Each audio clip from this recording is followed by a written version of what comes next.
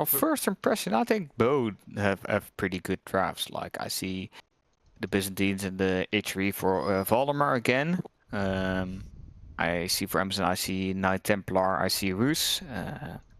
We got some decent civs as well, like Malians and with Ayyubids, Japan. You know, a lot of good civs, which can be used on a lot of different maps and a lot of civ matchups. I wonder what's the first map's gonna be. Rockies. Because First map is gonna be Rockies. So, okay, you know, like a little bit smaller map, so probably not really, like usually not really late game favorite, just because you run out of resources, trade not really an option and all that. So, probably like yeah, potential for aggressiveness for sure. And so Rus, we've seen Rus a lot of that on that map. We've seen Japanese, Ayyubids have been on there. Mongols, French, I think is fine. Malians can be good. We've seen HIE there as well. Byzantines, I think, are not as great because of the stone is so far out there. So it's kind of like it's a little bit awkward to mine stone then. yeah, So yeah. I see Valdemar opening with either H3 or Marlins. Yeah. That's what I'm expecting from him on that map, and with him having his favorite civilization from the games that I watched him play. Mhm. Um, Yeah, that just a second. totally makes sense.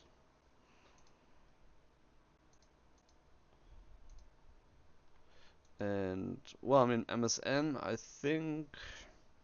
Oh man, I got such a nice surprise for you. Oh, what's the Let me surprise? look. Which Oh, there it is.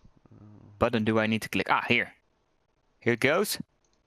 Boom! Wow, there he is. The Hey, man, the myth, the we're back. legend. Yeah. Well, good to finally see you, Oh. you know. I wasn't sure if I was talking to AI all the time here, so. Yeah, it could have been like a different person, like impersonating me. It could have Mhm. been Boy, you Oh, know, no, sitting no. behind my I know how computer, Boy copying my sounds. voice. I know how he sounds. I would have known that. He couldn't fool Yeah. me. He No, probably. but we're here. Like I got free reign of the living room right now. You know, this is now my domain This is until she wakes up again. your man cave. Wonderful. Yeah. Well, good to have you here and just right on time to the best of 5 grand finals of the Warchief Club. So first matchup is on the screen here. So Malians against Ayyubids on front range. I need to Rockies. remind. Oh, sorry, not front. The other King of the Rockies map. The Thank you. other kind It of is Rockies map, Rockies. Rockies. We've seen front range a couple times. Let me double check the map draft. It is actually banned, so we're not gonna see front range again today. But Rockies is gonna be the first map. The other options are Pigeon's View, Dry Arabia, Frisian Marshes, and Prairie. So no water at all. I think Holy Island and Golden Heights have been banned every single draft. So yeah, well, I guess I know why these not? things happens, but I know. While we're waiting for the game to start and before we can hop in, let's at least talk about sponsoring stuff and things like that, because we already mentioned the World Edge, and I don't know, like I see a lot of sponsors, like you also have this sponsor that sells peppermints, which make you as hard as a rock, and it makes you feel like a king in bed. So I think that would be a perfect sponsor for King of the Rockies, Oh no. our amazing event in 23rd till 25th of October. Qualifiers starting next week on 23rd of August and 24th of August with the last chance qualifier on the 30th of August. And some little bird on my shoulder already told me we're probably going to see Marine Lord in that last qualifier. So I'm pretty hyped for that. King of the Rockies, Rising Empires event coming to you. I walked right into that. Oh my goodness. You told me about that pun and I still didn't see it coming. Oh gosh. I became prepared, you know. Yeah. I'm not like the Illidan from World of Warcraft. Like I'm prepared. I'm here. Mhm. I'm here to do my job. I'm professional, and I'll get all those viewers in for our qualifiers. I'll get all those players in. You know, we're gonna do this. Yeah. When are we doing this? Well, um, Yeah, the tickets, I don't actually have any info what's the latest with the tickets when they go on sale. Their access would be the best to answer for that. I don't know if we have announced that yet. So if you have any if you're looking for any information, we have everything in our Discord. There's King of the Rockies announcement, and we post any updates there as they come in.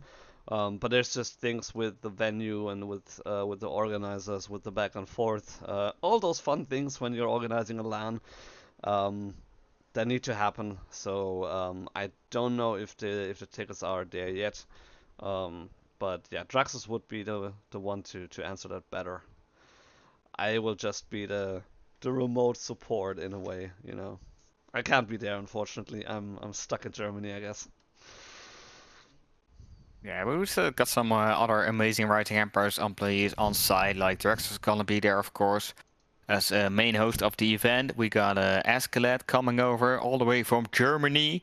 Mm. Um, I don't know if like from the crew of last year we got Cow flying over. Mhm. Harvick's coming over again. Like just gonna pick him up with a helicopter again and put him down in Denver. And we're probably gonna have a lot of volunteers as well from the local region helping us out, and that's what we thrive on. Like we're still a voluntary organization, and I'm really impressed like how many offline events we managed to create, and how successful they were, and how big the prize pools were, and the top players coming. Like we're like basically a non-profit organization, so I think that's a big plus, a big compliment to everyone Mm. helping us out and everyone being involved with Rising Empires. Yeah, yeah, absolutely, and not only basically a non-profit organization, we don't personally benefit anything from there, like monetary wise. So we appreciate the support of the community, and we also continuously ask for that because, as you said, we're community funded. So all our tournaments, including this Warchief Club, is community funded. So all the prize pools, they come from the community. With like again with King of the Rockies, we're getting a 15k sponsorship from World's Edge. But other than that, 100% of our funds come from the community. And so if you can support us, we would highly appreciate that. And that would help in case of the King of the Rockies. That would help to cover the cost. But also would potentially increase the prize pool. So if you want to support the pro players going there, if you want to support the scene, that is a great opportunity to do so. And with that, I would say we are ready to jump into the game. So, folks, there we have it. First game in the best of 5 series. Let me put that on the screen here. The score is 0-0. Valdemar playing the Malians again in yellow again against Msn.dk, his teammate from VES, playing Ayyubids in blue. Yeah, that was some good introduction, and I also got some one-liners for Amazon. So the next game's gonna be me. Like that's gonna be amazing. I'm already excited, you know. Yes, you will do Um, that. I can Marlins hardly wait versus for that. Ayyubids. So pit mine coming up, of course, as Marlins, you know, for the free gold, pretty close to the base, but outside the C range, it Mm. seems. Yeah, it is pretty far outside the Yeah, TC range. We're not seeing any Dark Age aggression come up for the Ayyubids. They pretty much like to fast castle if they can do, because they have great castle age bonuses in their House of Wisdom.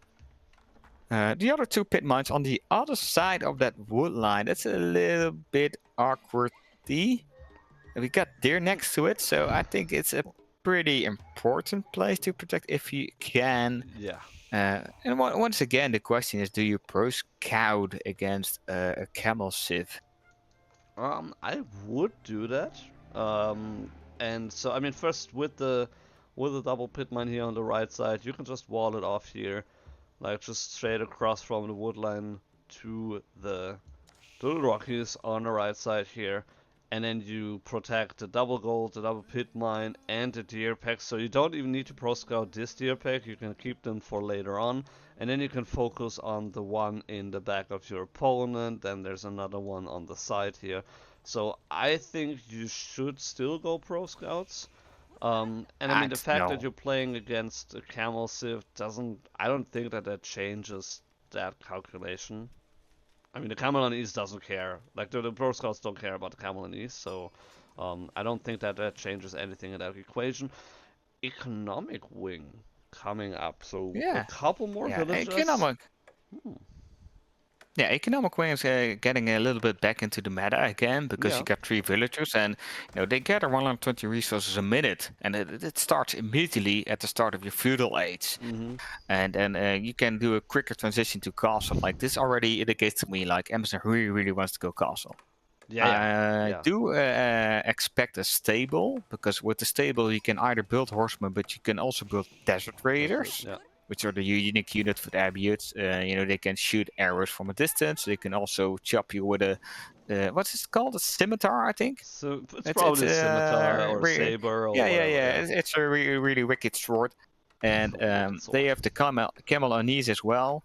Um, I personally wouldn't really pro scout into this simply because of the desert raider pressure and your urge of getting to castle, because your opponent also wants to get castle. I would love to see a castle Hmm. race, and maybe Farimba, Mass Jeffs. Oof. I don't know.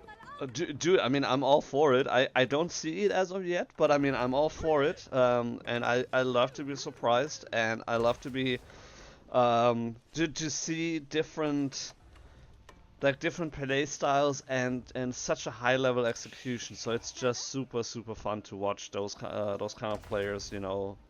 Just yeah, do what they do best.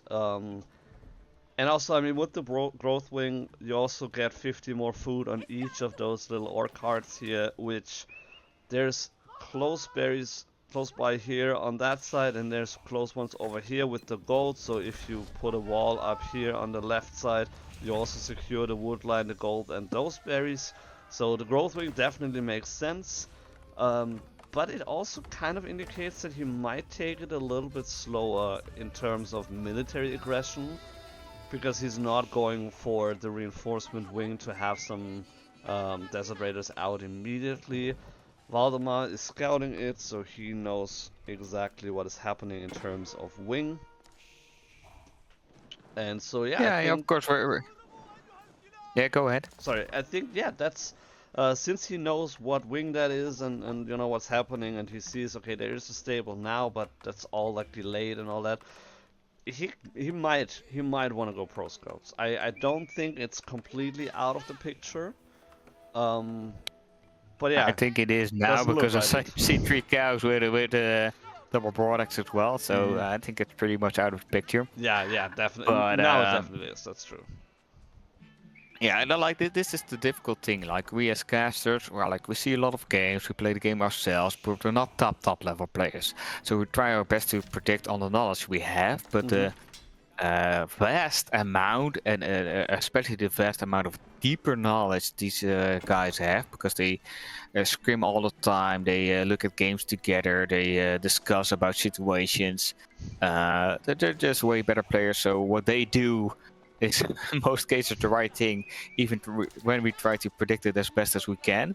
And horsemen and archers coming out from MSN, and I would have expected him to go fast castle, especially with him going eco wing. Mhm. But Amazon's not having that. He's going for the feudal aggression. He's gonna burn that pit mine. Yeah, I mean, first he's going for the house, which is always a little bit tricky for Malians. You know, you have a lot of houses, they're cheaper, but they also have less health, and so I mean, it did get buffed like two or three patches ago at least. And so that's kind of nice, but yeah, it still puts you in a little bit of a pressure point here to having to reconstruct those houses, make sure that you kind of keep them. It also decreases slightly how much gold you get here as a passive income, um, and But yeah, for now, double archery range, 1 barracks, no blacksmith for Valdemar, and also no blacksmith for Msn.dk, who has 2 stable Yeah. line now and 2 archery ranges. So But by applying that pressure from Amazon, like he's scouting himself around the base, like what Valdemar's doing. He's gonna see Valdemar's gonna invest a lot into units, and then Amazon can choose whatever he wants to do. Like he's keeping Valdemar honest, and that's how Whammond would say, trying to keep him on his toes. Like Valdemar has to adjust to all those horsemen charging in, and they're not getting connection against those dancers, archers chasing them away, and Amazon backing off. Like what I wanted to say, like Amazon is already dictating the pace of this game because that scout is gonna go down, and that's all your information gone. yeah, so Valdemar would need to invest into another scout if he wants to see more than that. But yeah, for now, fortifying or like setting up the second pit mine here. The Donzo Javelin Thrower comp is obviously really strong, countering both what MSN is doing right now. But MSN having the superior number. Ooh, good snipe here with the Donzos on the horseman, getting another archer here as well. So yeah, equalizing those numbers just a little bit. And is actually on the forward push here. Might look for some aggression. Barry's running out here relatively soon, and then MSN needs to move to either the forward Barrys or to the ones on the left side, or he's going for deer. That's the third option for him, obviously. Yeah. Worst case scenario, go for the back tier, but if you're kind of able to, you rather take forward resources, because if you ever lose map control, those resources are gone, your opponent can't take them anymore, and you got back resources to rely on. We see the horseman raid coming in on the top side on those 4 profiles, trying to mine some gold.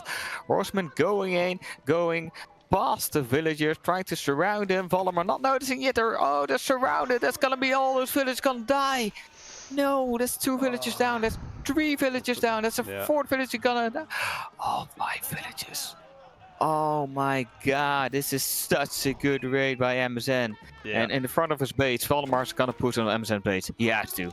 He has to do counter damage. Yeah, he does need to find the damage. Berries ran out, so villagers are on the run, but currently no villager kills, so MSN killed 5, Valdemar 0 at the moment. By the way, there's no pit mine as of yet, so this pit mine, came to a standstill completely. And these horsemen, that's a good number of horsemen. You need to respect that as the Malians, especially if all your slow-moving army is in the front of the base. Yeah, Valdemar definitely trying to force a fight somewhere around the base of MSN, trying to get an army now. Now he's ahead or like equal with his army right now. MSN choosing to go back with his horsemen. Like he could have like maybe burned like the pit mine or the house on the left side, because that's a big advantage if you go into cavalry. You got the mobility, so you can choose when you want to fight and when not. The wall you mentioned before is coming up for Valdemar, trying to secure the back and preventing any further raids on those gold mines.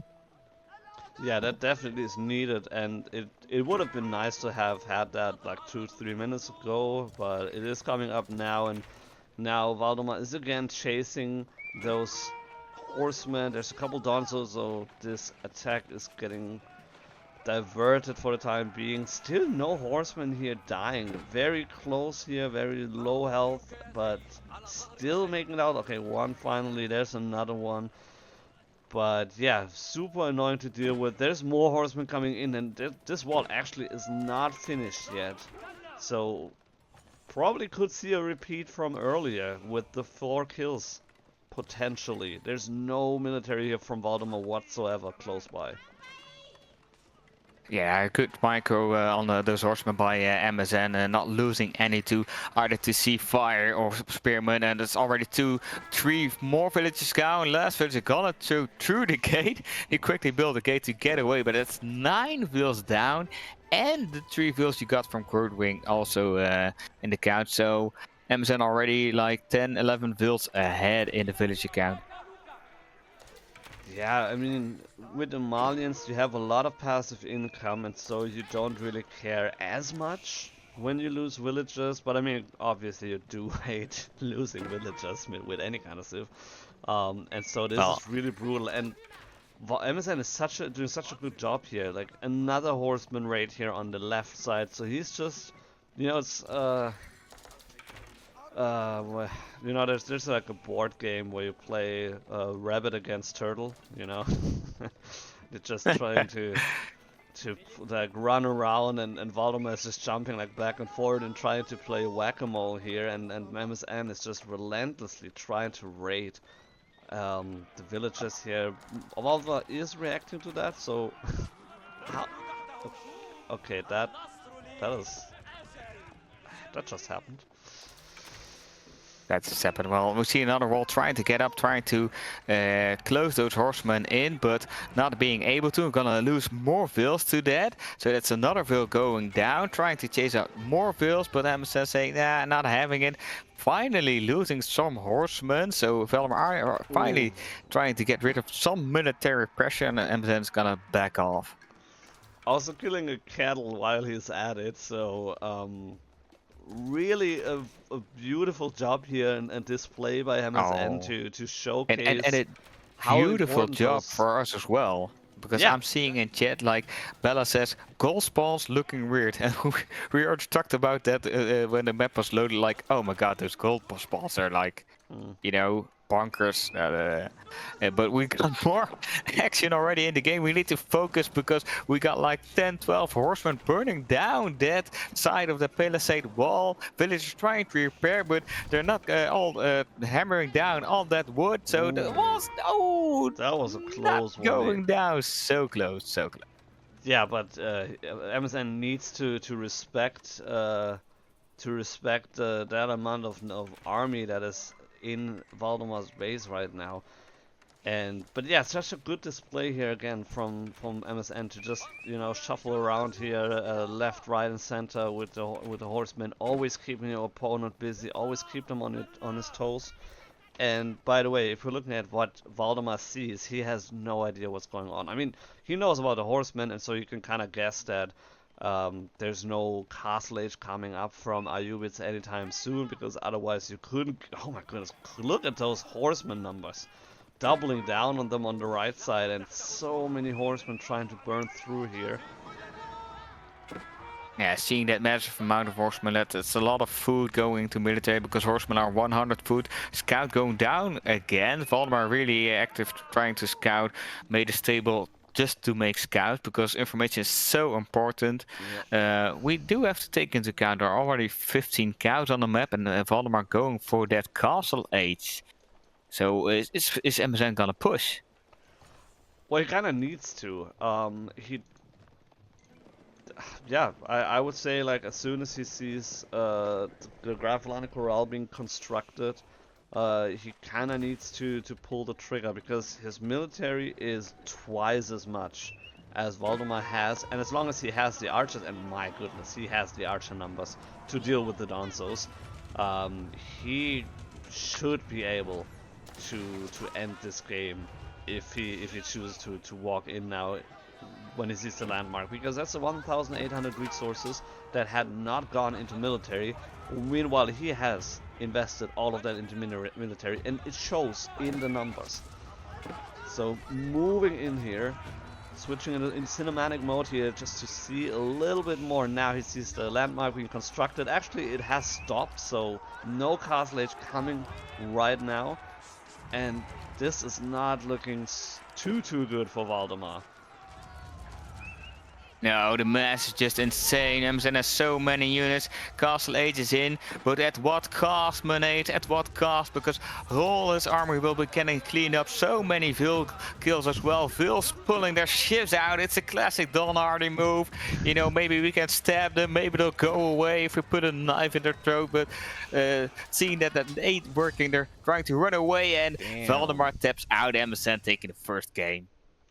Crazy game, and MSN showcasing how important those horseman raids are. And I am not the biggest fan of horsemen, I am totally honest with that, but if you see something like this, you kind of reconsider your position on horsemen because those raids were so good,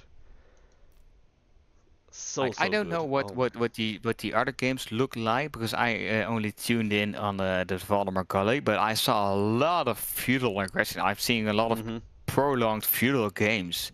I don't know if that's the new meta. Like, did you see that in the other series as well?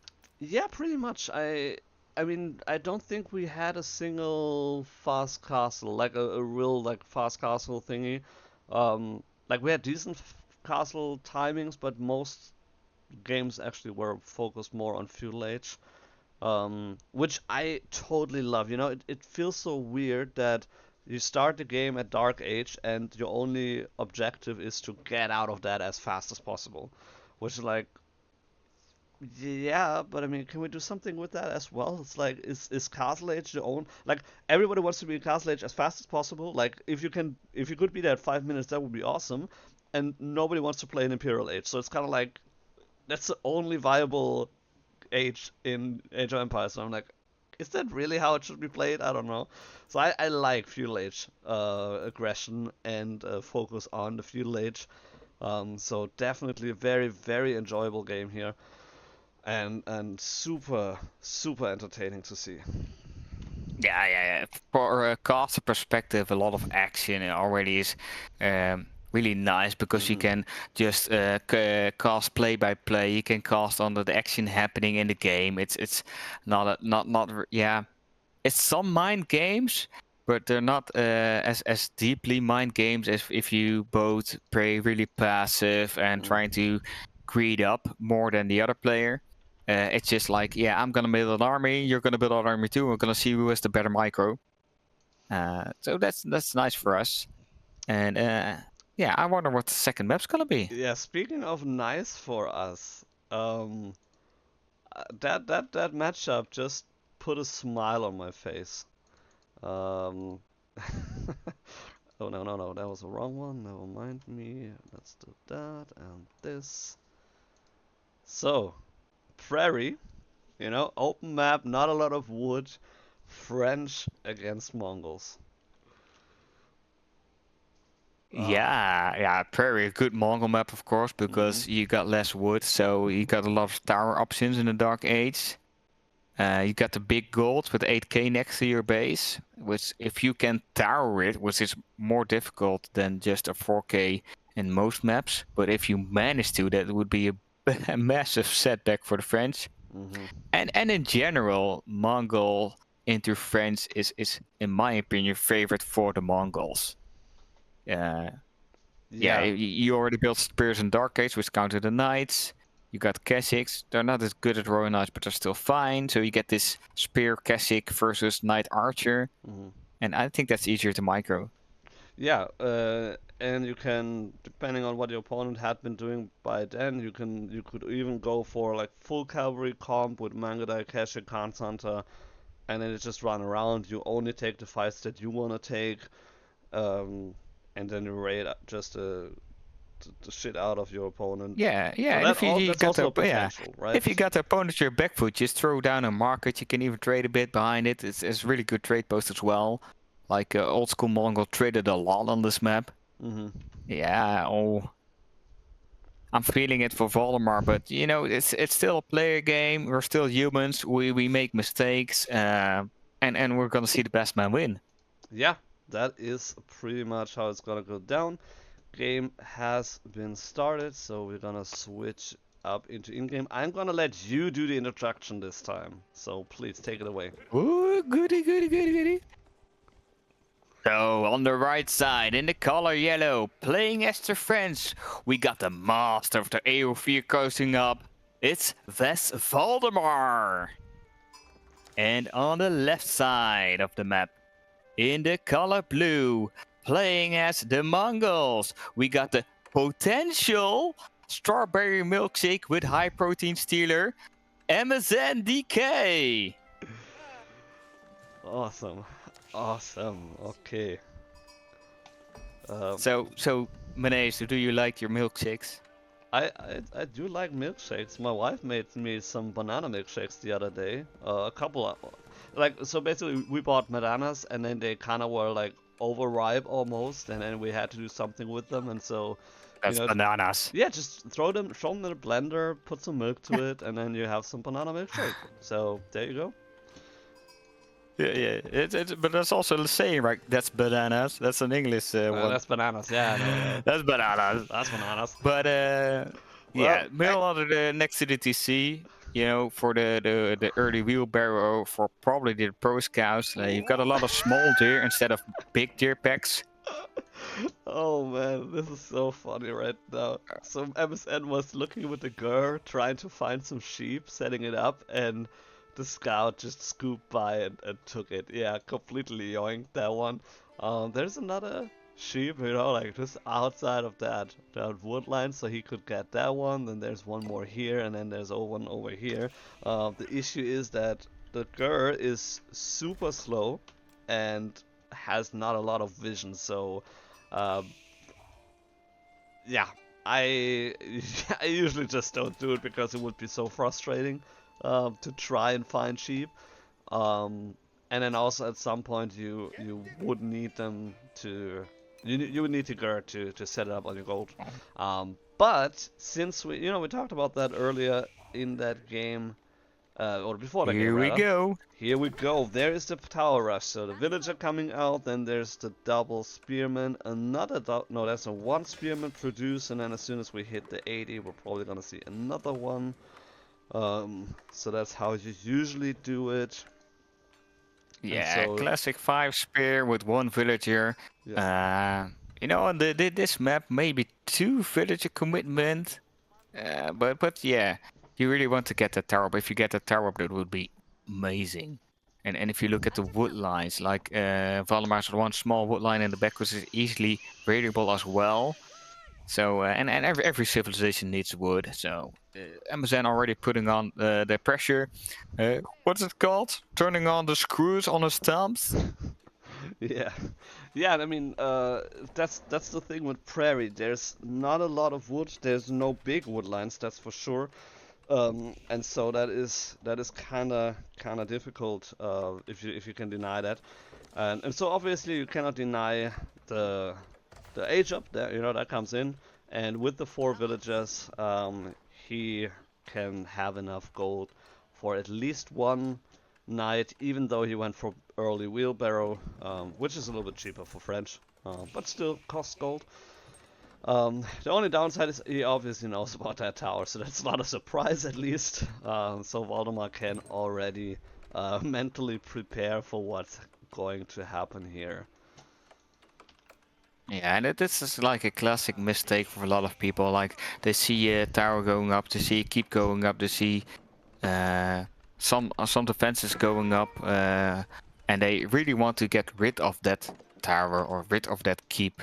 But sometimes that's not the best course of action. Sometimes it's better just to ignore it and go around the keep, or try to raid the opponent, or go get gold at another place. Like you could get enough wood for a tower and then just take the gold on the top side of the map, for example. Like it's pretty difficult for the Mongol player to respond, because even if he jumps out with a spearman and he delays you on the second gold, meanwhile the French player can just burn the tower with some vills and then the tower's gone. Yeah, either that or you just invest a little bit more into wood and you maybe get the siege engineer if you want to build a ram with archers, which at some point you have to go for anyway. There we have the archer range already. But yeah, as I said, there's another gold. Just go to a different gold, and he has enough. He has enough gold to go for a the spearman knight. helping out. He's going for it. Okay, yeah, I mean that. Oh, smart Amazon taking 2 back into the tower, so they can't easily be burned by vills. But already one knight coming out, and we already see 3 archers in queue. We got a couple of vills fighting. He's not gonna deny this gold. Good micro here. Yeah, I know he's not gonna completely deny that, but he's getting, once he a burns little bit that, of idle time. A little bit of idle time. That's it. You know, he would also get the bounty, the raid bounty here. Oh, that knight taking out the The sheep here. sheeps Oh, that's. taking out a frustration on the sheep. You dare to tower my 8 gold? Here, I'll take your sheep. You know what? F that sheep, okay? Yeah. But yeah, so. It's all your fault. Oh, Ooh, scout! Oh, just in time. Just just in in time. It's like, time. oh, that's a tower. That's painful. Let's not do that. Yeah. But yeah, I mean, to your earlier point, with raiding, you have one knight out there, and I mean, this knight is doing a lot of work.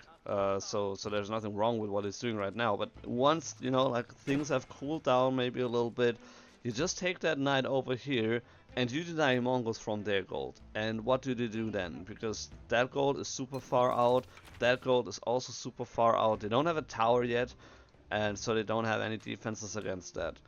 And so yeah, Yeah, counter they need to raiding. make additional spears. Then you need to make additional spears from your barracks, Mhm. and then get a tower up at a later stage. Like ideally, you're gonna have the tower up before the night sits, but Yeah, we ideally. see we see Tricomp already going up. So we see the classic Casic Archer spearman. So we're gonna see a prolonged feudal again. Yeah, which again, I mean, French don't really need to go to Castle Age. They have everything that they want to do in Feudal Age. The same goes for Mongols. Or do you remember a time when there wasn't Keshik in Feudal Age?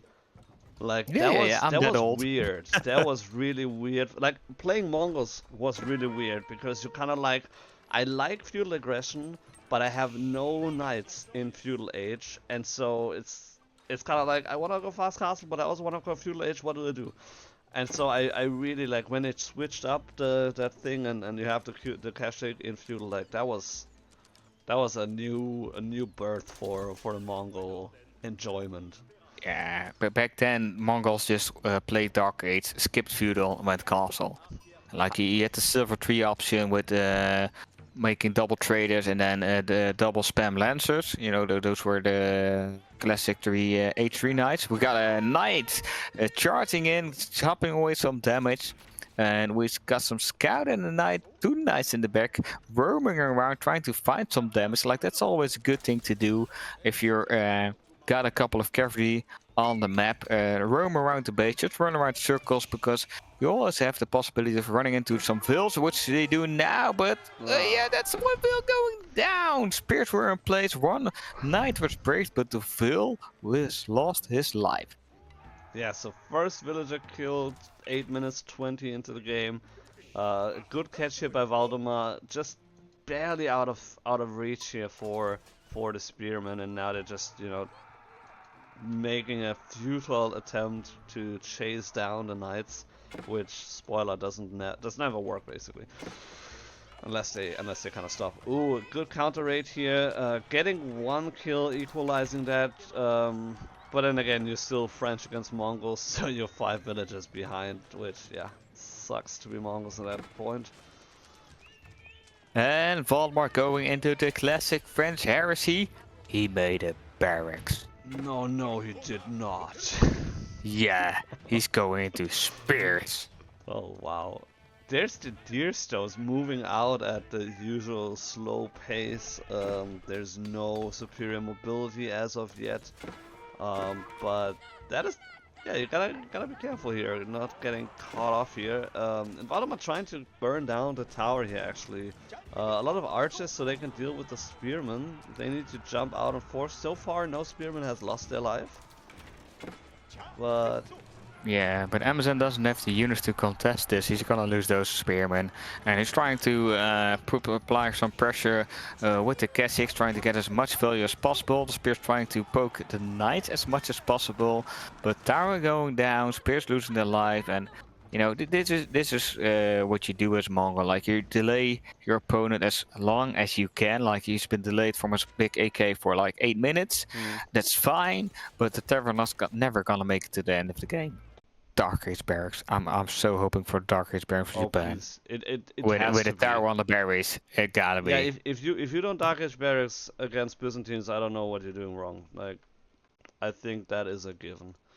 There's something wrong with you. Yeah, yeah. I would. It's almost as bad as if you're not Yeah. subscribed to Rising Empires. That's almost as offensive, Yeah, I it's guess. almost as bad as not Almost as playing bad. in the qualifier of King of the Rockies. Ooh, yeah, that's What do you even. say, King of the Rockies? What's that? I have never heard of that. Yeah, tell me about It's it. this amazing event we're organizing with Rising Empires. It's gonna be in Denver in America. Hell yeah. And we're gonna have the best players of all over the world playing in this tournament. And you can qualify as well. Next week, we're gonna have qualifiers on the 23rd of August, the 24th of August. And we're gonna have a last chance qualifier on the 30th of August. Just to make sure you can get there. And the tournament's gonna be in October. It's gonna be the 23rd until 25th October. So if you're not able to qualify, at least not miss out on viewing that amazing event, King of the Rockies. That's right. And with that, I found the game, so we're jumping back into the third one, as you predicted. Valdemar French won against Mongols, so Okay. the score is 1-1. And whoopsie, switch the scene. And we're back into the game. Do you wanna do the introduction? Yeah. Yeah, I'm here. Yes. So in the top and the color yellow, playing as the Byzantines, we got the one and only. Sometimes it works, sometimes don't. That's Valdemar. And in the bottom, in the color blue, playing as a Japanese, we got the one and only person who was almost able to meet Valdemar in real life, Msn.dk, playing Awesome. as a Japanese.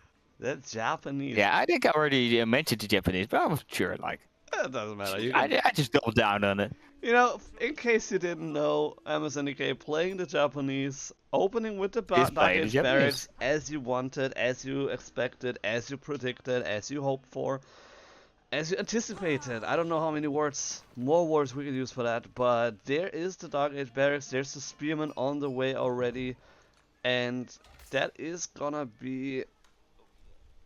I mean, there's definitely some options or some possibilities here for aggression. There's some Gold really is a good little bit out options. there, and then gold in the front, berries in the front. I mean, this is if you want to play aggressive, this is exactly how it should be. This is perfect. This is a Yeah. perfect spawn for you. So one thing, Gully asking for score. We don't have the UI of the score Oh, on sorry. the Twitch right now. Yeah, there it is. And yeah, like with one tower you can both hit berries and gold, so that would have been an amazing tower position if you wanted to go for that. Gold's also close to wood, which is fine, but you could also tower buried wood. Like, so many good tower options, and like really difficult spawn for Valdemar. Mm. Yeah, definitely kind of tricky with the, I mean, gold and berries. This is exactly where you can hit the Byzantines early on. He's also not on stone, by the way. So usually nowadays you see like the double, one or two villages. Usually it's two villages even on the stone, but he had nothing on stone. So just he only gets stone by constructing buildings, basically. That's what I'm saying. He did get enough gold for now, so he can switch back to the sheep. And I mean, okay, so the fact that he's on berries, to me, would indicate that he's looking for the hippodrome and is not too concerned about the mercenaries with the oil, because with the Grand Winery, he would get a lot more oil from the berry bushes. Yeah, there are some players transitioning into the Hippodrome now instead of the Grand Winery. And we already see the Hippodrome coming up. And it's just like, do you want to have a power spike in the more early state of the game or more in the late game of the state? Game. Like in late game, you can still build a lot of olive groves and get a lot of oil of that, so you don't really need that Grand Winery anymore. Yeah. And Imperial Hippodrome has this Triumph of and acts as a stable, which can be used for very early aggression and feudal age. Yeah, but also can be very nice in later stages with the cataphracts, right? So it's not only a feudal aggression landmark. I feel it also has some benefit and value later on in the game. So I feel both I mean, the good thing with Byzantines is you cannot really go wrong with either landmark, I feel like, right? So like no matter if you go like feudal castle or whatever, like all the landmarks are pretty good, I feel. And with in both landmarks, they can be used for aggressiveness, they can be used for later stages of the game. Um, and so yeah, I like seeing that because I don't see it used that often, and when I see it used, I don't see it used in a very good way. So I'm really excited to see Valdemar shine with the Hippodrome, the Imperial Hippodrome, actually. And we see Valdemar going for stone on the map, but if you look at that stone, you know, Hmm. what does it look like? It looks like no, no, no! It looks like a rock. Like a big rock, you know, and stone is a pretty valuable resource in AoE4, so you reckon only a king would be able to get it? Yeah, I guess so. I guess you could say Yeah, that. that kind of reminds me of King of the Rockies, our event in October. Oh. Next week we got the qualifiers going. Yeah, Yeah, we just talked about it, but I was already you had to hoping get that someone would off your mine stone. chest. I had to get that off my Yeah. preparation list. And you know, I just took my opportunity. Like, you know, you got one shot, one opportunity. Yeah. Yeah, you miss any shot that you don't take or whatever, right? So, Yeah, you all only regret it, you know. And I want to live without regrets. yeah, yeah, no, absolutely. Live without regrets. By the way, the West contract has been used, so we're gonna see longbows. For the time being, which is the most used contract, I would say. Barracks being followed up with that, so gonna have a nice tri-comp, you know, with horsemen, longbows, and the Limitani. So gonna put up some nice aggression here, and Msn doing the same. So I actually like. I think the last couple games we only seen tri-comps, and which I really really like. I have to say, as much as I love the game Age of Empires, I really dislike when people can play one single unit and get away with that. Like, I really dislike that. I Yeah, like, you know, yeah. At least the double unit. Yeah. whenever you have the multiplayer games like 8 versus 8, and you're like, oh, we're doing really good, and then you have like 50 Royal Knights coming to your base, and you're like, okay, well, I guess I'm fucked. This game is over. Like, it sucks so bad. And so I really like Yeah. tricoms. You know, I'm a strong supporter of going tricoms. Yeah, so you should definitely watch some GUA's streams if we're Hmm. talking about tricoms. But yeah, I do believe if you have mixed units in the composition, like spamming one unit shouldn't win you the game because there's not much strategy behind it.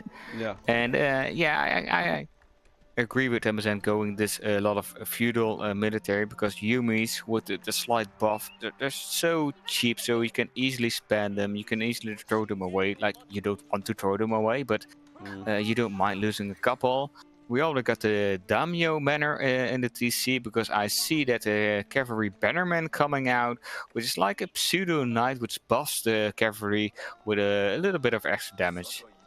It actually isn't just a pseudo knight. The Yuma Bannerman has the same stats the as regular knights, so it actually is Yeah, just the early knight. Yeah, yeah. the early knight. So actually a very very strong unit that you can get early on for raiding and stuff, which it's kind of weird if you think about it. It's a support unit, but you go raiding with that. But I mean, hey, well, you do what works, so whatever, doesn't matter. Yeah, and it's a good thing he's going out for the raid because we see Valdemar already going for his back barriers. We see the walls coming up to protect that third barrier. We lost some walls on the left side on the woodline as well. Probably gonna come up in a second. And we see a couple of horsemen, a scout, and bannerman checking at gold. I'm seeing, hey, nobody on gold. We see mercenaries, we see hippodrome. Oh god, he's messing up an army. We gotta watch out for this. Yeah, and in the meantime, the horsemen are in the back here, burning down the house, also putting up a little bit of aggression on the gold. He doesn't have Expeditores yet, so that would be, you know, doing extra damage against the villagers or workers in general. So, for example, Imperial officials would also count. And if you kill something like if you kill workers, you get 20 gold. That's really, really nice. No, 30 gold. Sorry, it got actually buffed. It was 20 gold, now it's 30 gold. It got buffed last patch. So that also probably was one of the reasons why indirectly the Imperial Hippodrome returned a little bit to favor, is because the horsemen then actually do. I mean, that's 50% more gold that you get by killing villagers, so that's really, really nice. Yeah, like with a lot of upgrades, you consider the return of investment. So how many resources are you investing in that technology, and how quickly do you get back? So this is really a specific resource where you get money if you kill a villager. I don't know what's the cost of the technologies exactly, but it's pretty cheap. Very cheap, Yeah, yeah. it's only so if you get 3 villagers, you already have return of investment, and that's pretty doable if you got that many horsemen on the field. Yeah, especially like over time. I mean, even if you only get it like late game, it still works fine. And the 2 extra damage that you do, like that makes it easy. I mean, horsemen, you know, they don't do a lot of damage, right? But with 2 extra damage, and like that, yeah, it actually is doable a lot easier. And so I think that's one of the best techs. If you're going early aggression with the horsemen, you definitely, it's a must. It's kind of like the raid bounty with Mongols. It's like, duh, of course you get it. Like, it's super valuable.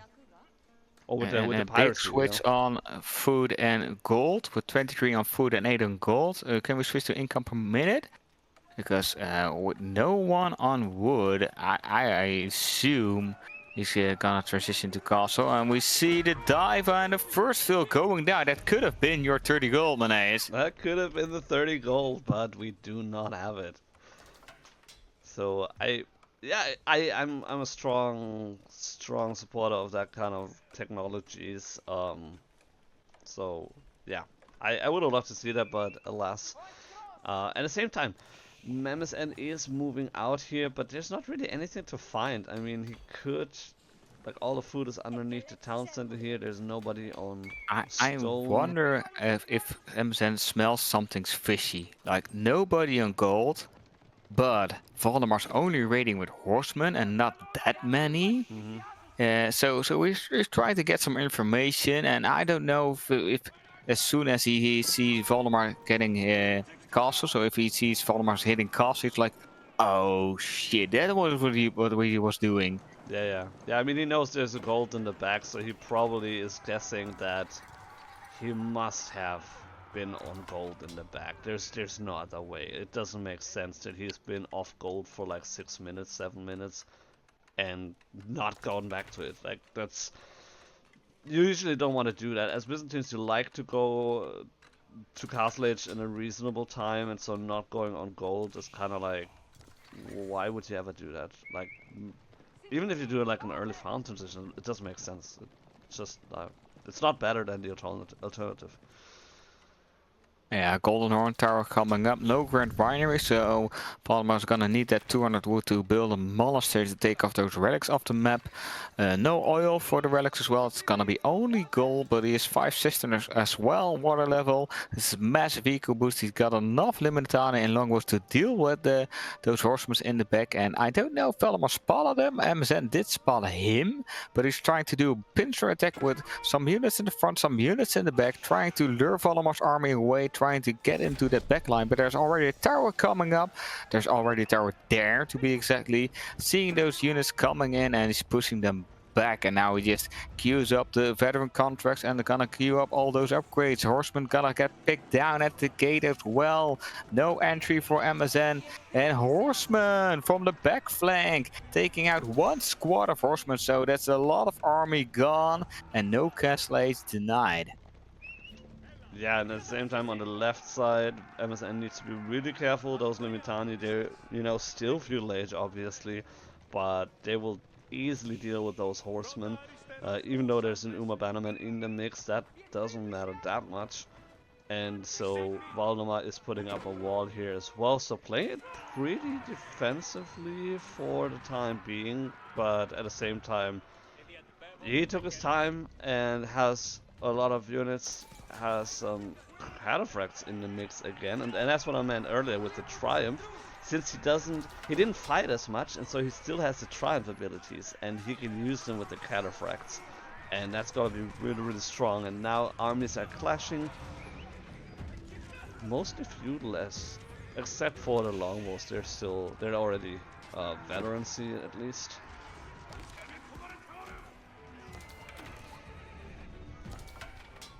Yeah, a decent fight by Msn, but he's resisting the cost as well, so he just took the huge fight with a feudal army against multiple cost units. Floating Gate coming in for those uses Shiro. Msn going back to his base now, as at least the Yumi armors have some more movement speed, but getting chased down by those cataphracts. Longbows a little bit slower, so Valdemar surely but slowly chasing the army of Msn, trying to do some counter damage because the tempo swinged in his favor. Yeah, and Valdemar also built a monastery, so he should be, yeah, so he should be able to build some monks relatively soon. And yeah, in the meantime, he's just continuing to push here into the base for MSN, who is still feudal. He is going up to castle age, but it still takes him a little bit of time. He's shut off gold, so that is, or cut off gold rather, so that is gonna be a little bit of an issue for him. Valdemar scouting out with the cataphracts that there's the floating gate, finding not really a villager kill here anymore, so not so many villager kills, but the cataphracts are so strong, and with the triumph ability, it's gonna be a massive work to put them down, really. Yeah, Valdemar actively trying to get the age up, to find the age up, but just a little bit too late. Got some villagers kills, losing a lot of army as well for it. He's gonna lose a lot of those longbows, which are aerial units, so they're a little bit more difficult to reproduce than the cataphracts or the spearmen. He's got the right units fighting the right units at least. We got a lot of garrison as well for Msn, so Msn taking a heavy hit, but seems like he's not now. He's not really defending it because those humans getting caged by cataphracts, and that one mounted samurai is not gonna do anything about it. And the vills on the barriers are stuck in a between a rock and a hard place as well. Yeah, for sure. Those cataphracts, they do not want to die with the triumph ability. That is really, really strong. Almost reminds me of the pilgrim flask ability with the system of the first hill. But yeah, a good split here, by the way, with the few cataphracts here on the right side distracting, killing a lot of Yumi, the longbows and the cataphracts here on the tower, burning it down, so that food is gonna be denied. There's double gold that is gonna be denied here as well. So MSN in a tough position, also lost a couple villagers, that doesn't feel great. What are his options to come back? What do you think? Well, if you want to talk about potential comebacks, would be Yoshihiro in the town center, maybe a second town center. Okay. Valdemar leaving him alone for like 10 minutes, and then yeah, he could come back. Yeah, I But guess so. it seems he won't. He threw in the towel. He was done. He's going out of the ring. We're going into the fourth game. It's a win for Valdemar. He's up with 2 against 1. Yeah, great game. I mean, completely different than I would have played Byzantines. Uh, but very interesting. I need to take some notes here how he did that, because he was playing it very passively, defensively. Well, I like to be aggressive, and then he struck at the right time, and yeah, that was really, really great. And even though he was, technically behind in numbers, if you're looking at the military, just because he had the tech advantage and took some very good fights, was able to close it out relatively soon. I mean, the relics didn't even come really into play. He had two monks, he grabbed one of them already, Um, but yeah, that was just a yeah very very good game here. Yeah, a lot of like some cast would say like he smelled blood in the water and he took the opportunity. Um, yeah, we've seen this style of play a little bit more of Valdemar, where he's going for these timing pushes and a little bit more of an all-in style than we were used to. I think it was more macro-oriented before this. Uh, but yeah, there's still style preferences. Like I don't really have the idea that one style is way better than the other or more easy to execute. So Mm. yeah, I like this. Like just going for the kill if you want to. Like a caster on StarCraft 2 Arthos always said like if you smell the opportunity to win, just win. Yeah, that makes sense. I can get behind that. No objections. All right, good. So, oh wait, I need to update the score as well. So Valdemar leading 2-1 right now. Um, and next up, Pigeon's View, Holy Roman Empire against Rus. Huh. Very interesting. Yeah, myself I never played the Pigeons map. Of course I saw it in Killer Pigeons Mud Master a couple of times. But if I remember correctly, it wasn't like a really favorable map. Like it's not played a lot. So I can just talk about the Sis, like Rus and H3 both have a really good eco. Rus with the hunting cabins, getting free gold, and also bounty from sheep and deer packs. So they usually go to pro scouts. H3, with the Aachen Chapel, we all love and know it. They get a huge bonus to villagers getting resources under that circle. But we also see some minework play where they go for the special tags and then just build monasteries in castles, take the new technology, I don't know what it's called, but then it has the same effect as the Mm-hmm. Aachen Chapel and you just Cistercian chapels or something like that, yeah. yeah, and then you just build the farms around monasteries, so you still Mm. get that huge resource buff bonus that you also get from the Aachen. Yeah, yeah, which is a really good way to, if you want to go for the minework palace instead in the feudal age, you still get that eco bonus later on in the game. So it still works out fine. Um, Pigeon's View is kind of like, from what I heard, is more like or considered the improved High View version. So High View, the standard map we all know and some of us love, I guess. A little bit improved in some ways in regard to the sacred sites and the markets. Um, if I'm not completely mistaken right now. We have another half minute to wait for the observer delay, but then we'll jump back into the game. Let's Okay. say MSN takes this one with Rus. What do we have then? We have Ottomans and Abbassid on Valdemar's side, and we have Delhi and Knights Templar on the other side.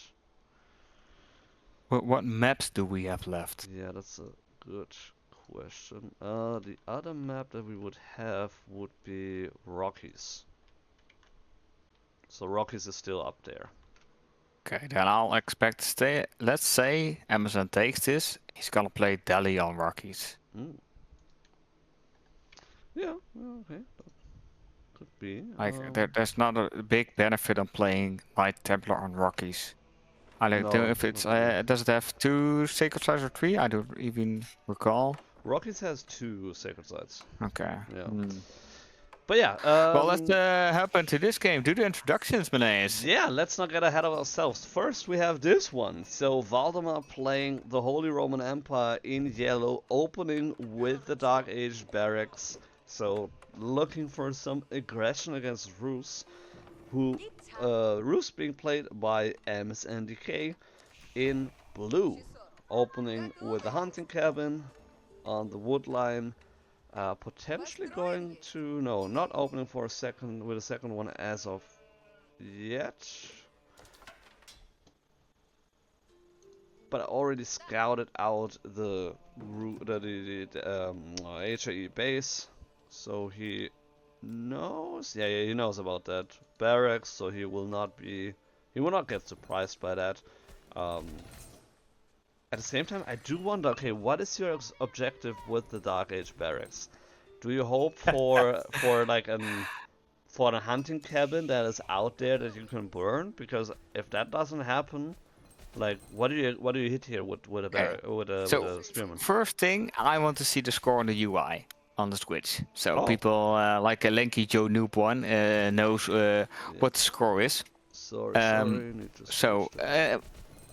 I open a lot of Dark Age barracks against Rus as well. If you look at the old days, it was horrible because there's nothing to attack, there's nothing to tower. But since the two hunting cabins meta, a lot of people, especially at my level of skill, Mhm. build a second hunting cabin outside of the DC range. Yeah, yeah. So that's already value.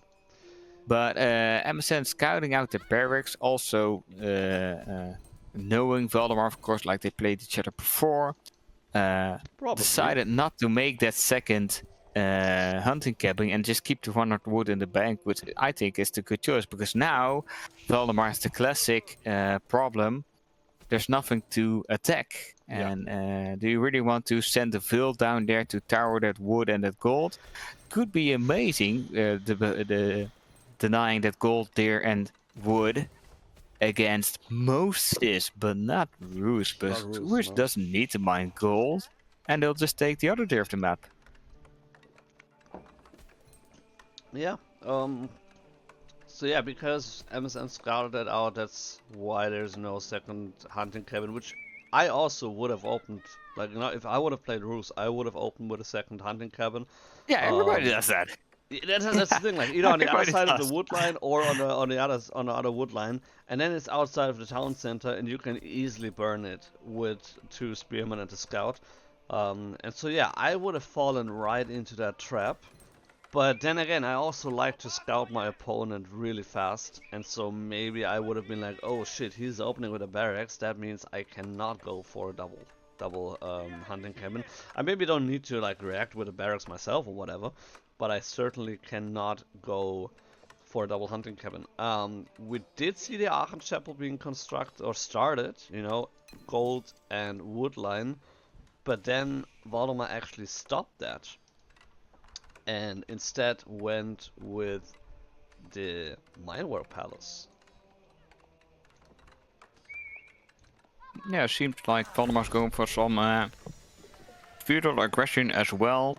And like you said, like the Dark Age barracks, at least, you know, I don't know if you consider it win that the Rus only built one hunting cabin instead of two. But you already forced something. You applied pressure.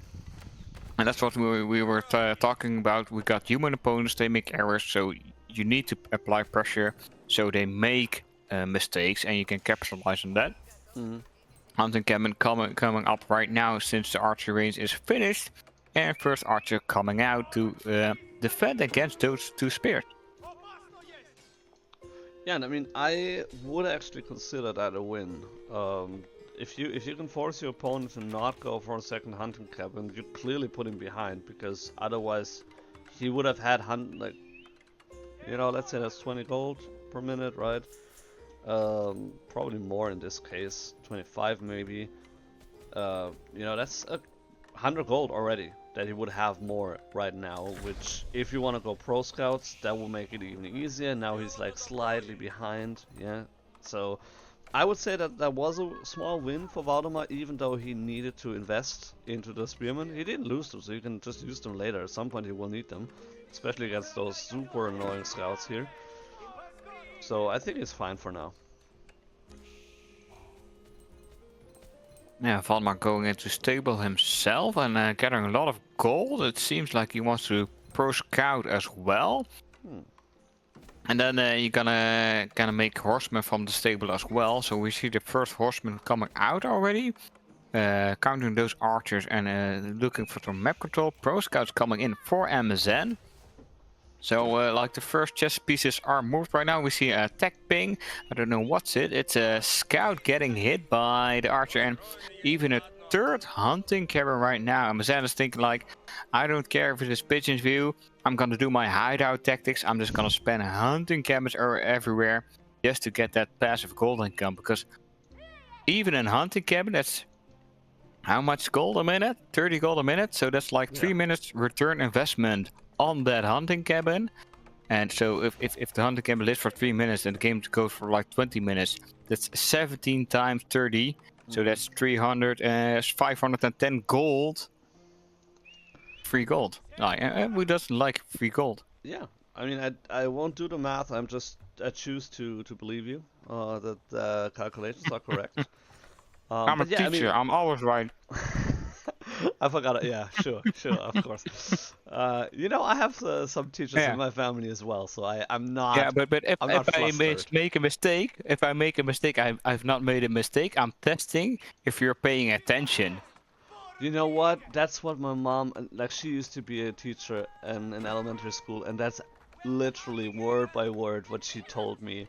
Like, she was like, you know, when I told my students some stuff that wasn't true, I was like, I was just testing you.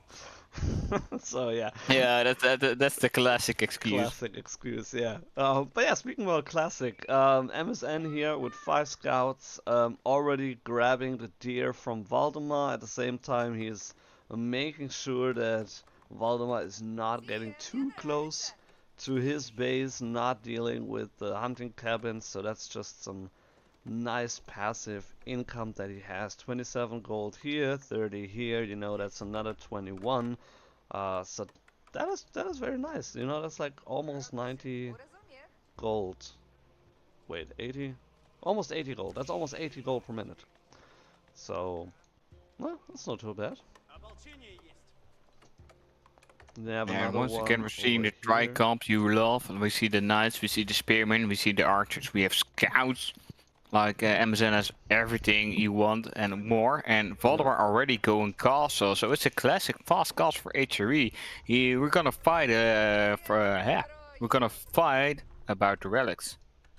Yeah, and I mean, it does make sense if Valdemar wanted to be aggressive here. He would have to invest a lot in military, and to do what exactly? He cannot stop the food income, he cannot stop the gold income that comes with that, plus the passive gold income. So there's like 2 different sources of gold income for MSN, even though he has 0 on gold and never even put anything on gold for 9 minutes now.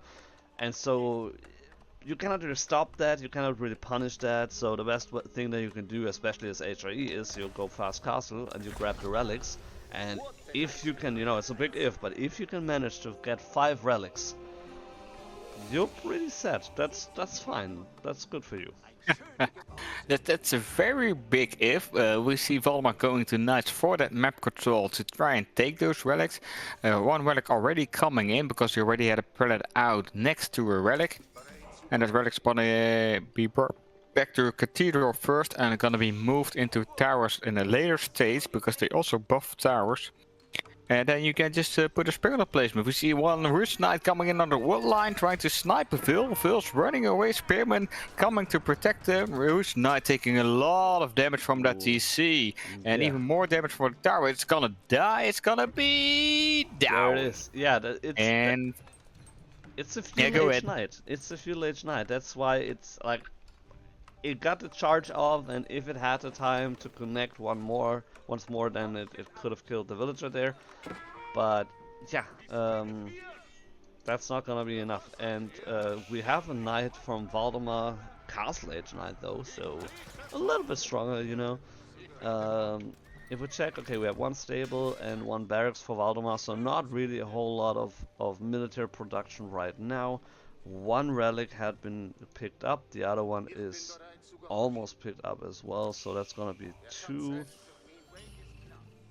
Yeah, these gonna be some tanky ass knights because we got steel barding coming in, giving those knights 2 additional melee armor and 2 additional ranged armor. So even if Roos gets his knights, he still only has Castle Age Knights. He first has to recharge Boyer's Fortitude if he wants to compete against these Steel Barding Knights, because they have so much armor they hardly take any damage, and they can just freely dive these season towers and they won't take any arrow damage.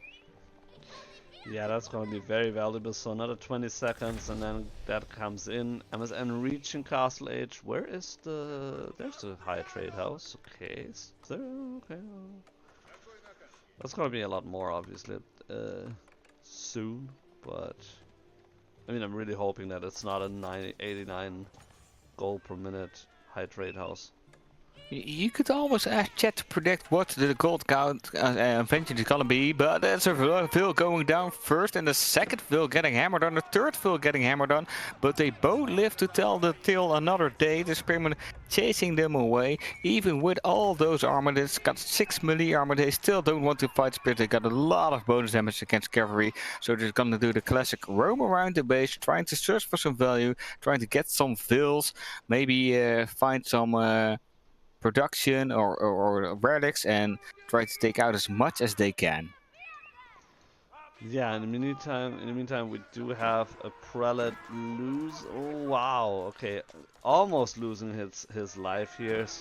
Knight is getting killed, so that's another relic for Valdemar. And yeah, he's keeping Roos busy basically. And he should be able to grab that relic as well. Yeah, it's a half dead feudal or no, it's castle age still, but Knight getting distracted here as well. So 4 Yeah, these are the. relics. Yeah, sorry, I interrupted you. Oh Go no, ahead. I was just saying like 4 relics already here for Valdemar, and then there's the 5th one, which is difficult to get to, admittedly, but even with 4 relics and Ragnar's Cathedral, that feels good.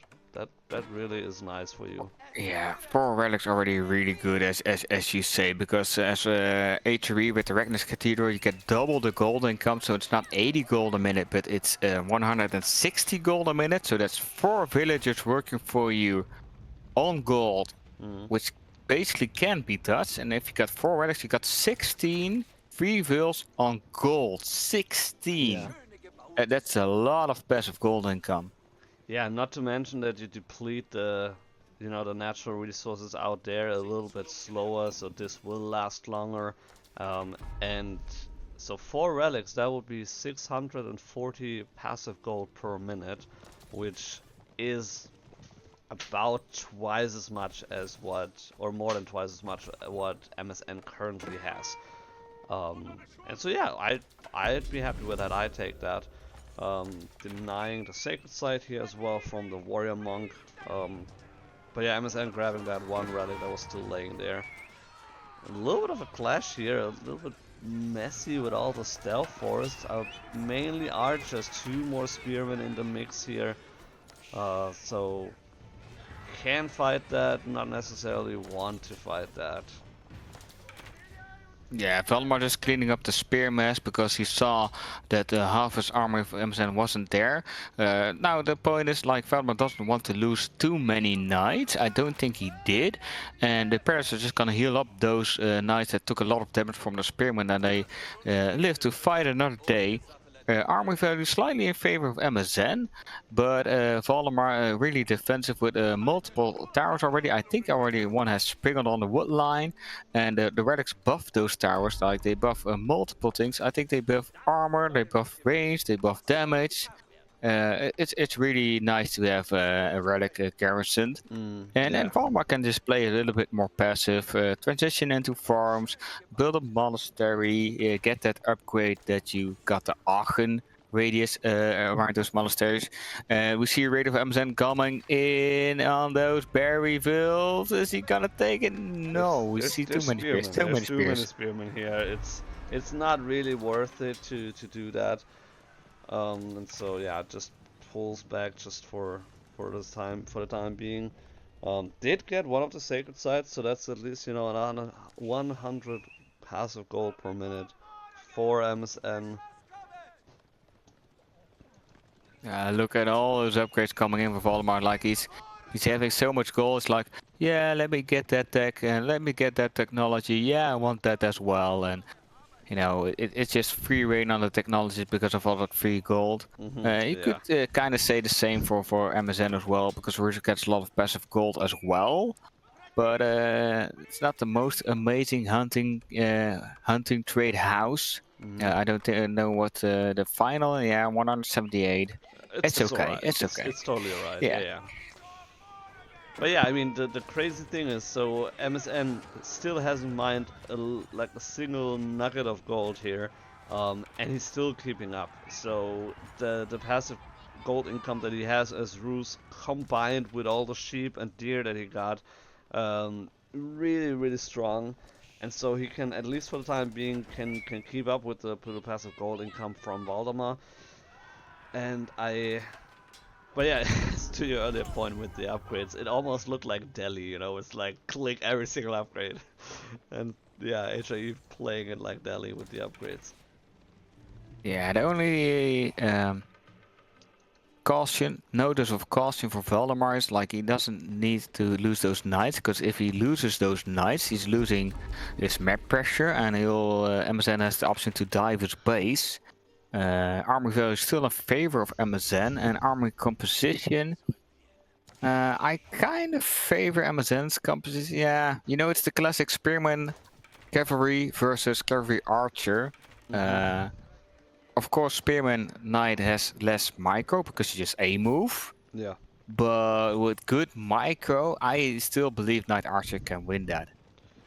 Yeah, especially because once the spearmen are down, you have twice as many knights as Valdemar, and so I would definitely say if the micro is there, uh, MSN should win the fight. Especially because he's also, like, not only because of the comp, but also because he has 50% more army value than Valdemar has. Ooh, there's a Springle Oh, and those Tower. mighty springled range towers, Damn. fortified outposts, with springled placement, with relic. It gives you such a strong defensive position. Yeah, but at the same time, you can just go around, right? So you just go to the left side, there's another Sprinkle Tower, but yeah, Yeah, maybe yeah, that's the point we usually. need Siege, I don't know. Or you just run in and ignore them for a moment here. Let's see what he's doing now. No, we got an engagement and no charge from the Roost Knights, and that's a lot of damage taken. A couple of Knights going down as well. So this is a really good defense for Valdemar. Even building more production behind it, trying to match the army size of MSN. And MSN camping outside of the base of Valdemar in the stealth forest. Trying to contemplate what their game plan is gonna be, where they're gonna raid, what they're gonna attack. Poking a little bit with the archers. No, not opting to. MSN going for the roam around the base, see if he can get any value with his cavalry. Yeah, that was not a good engagement here, but he does have a warrior and monk, so he could actually heal up the units if if he wanted to, if he took the time. The big escape on the right top corner. We see all those wheels. Oh, we got a massive night game coming. Let's gather wood instead of berries, guys. Yeah, I mean, you know, if you can gather or if you can die, you probably choose to gather something else instead. So, knights on the other side making their way over, but you have the fortified palisade walls from the roost, so kind of difficult to get in there. MSN also fortifying his base, and now we might see another clash with the knights, and this time it's completely the other way around. So Rus Knights getting off the charge, and Valdemar is just walking around, one knight losing their life at least. And this is a formidable knight number here from MSN, so if, you know, push comes to shove, and we only, by the way, have 7.5 more minutes for the sake of victory here, so Valdemar is on a timer, even though his eco is looking strong. He needs to make something happen in the next 7 minutes, otherwise he'll automatically lose the game. And This is a bad surround here. Losing all of his... Oh my goodness, that was brutal. Losing all his Yeah. knights here, trying to decap the sacred site, not realizing that there's the whole army of the Rus Empire standing in his way. Yeah, this is devastating. This is devastating. Like we talked about it earlier, you don't want to lose those Malians because you're gonna lose map pressure. But he's lost so many. Like how many Malians did he lose? Like 15?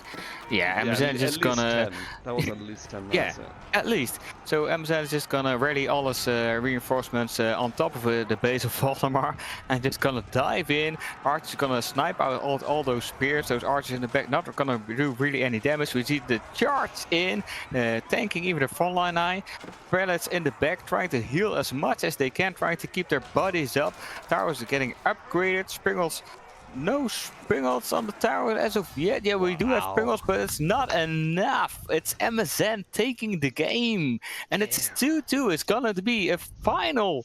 It's gonna be a real best of 5. It's gonna go to the very end. Wow. That was crazy. Like, really unfortunately for Valdemar to get picked off that easily, and then he didn't have enough frontline to to get anything defensively against Saru's army. Um, and it's like when I thought about okay, what you're gonna do there with emergency repairs, and it's so difficult to siege the HE base. You don't need to siege it. You just move in and kill everything, and that's it. So. Really well played by MSN.